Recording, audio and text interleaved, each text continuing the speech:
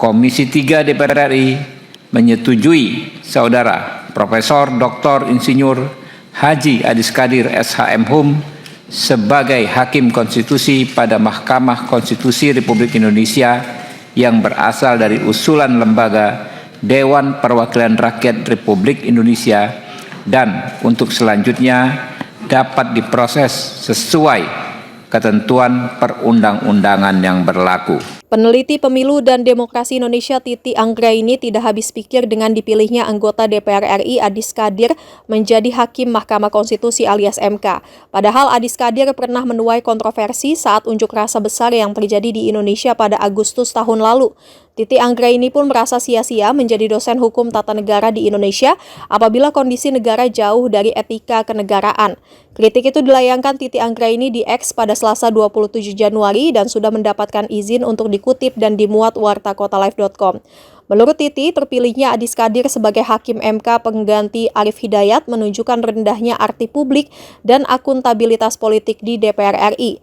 Terlebih kata Titi, terpilihnya politisi Partai Golkar itu sangat tertutup dan rendah partisipasi publik. Menurut Titi, terpilihnya Adis Kadir juga dalam sebuah proses yang maha cepat. Adis Kadir juga salah satu aktor politik yang membuat massa mengamuk dalam unjuk rasa Agustus lalu. Meskipun nama Adis Kadir pada akhirnya lolos dari sidang kode etik yang diputus oleh Mahkamah Kehormatan Dewan atau MKD, Titi mempertanyakan nama Innocentius Samsul sebagai pengganti Arief Hidayat di MK yang tiba-tiba dihilangkan DPR RI. Hal ini kata Titi tidak bisa jadi mainan DPR RI karena MK urusan negara dan republik. Apalagi Indonesia sudah memilih menjadi negara hukum yang dikelola dengan nilai-nilai good governance.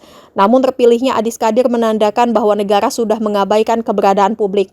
Sebab keputusan yang diambil bukan untuk kepentingan publik melainkan untuk urusan masing-masing politisi.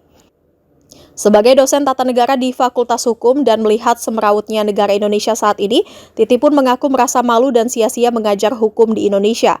Sebab saat ini Indonesia tengah dikerubungi elit politik yang tidak peduli sama sekali dengan keberlangsungan hukum di Indonesia.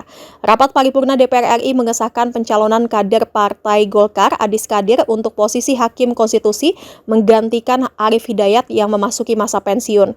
Ketua Komisi 3 DPR RI Habibur Rahman dalam keterangannya sebagaimana dilaporkan Kompas TV mengatakan jika semua fraksi sudah menyetujui Adis Kadir sebagai Hakim Konstitusi.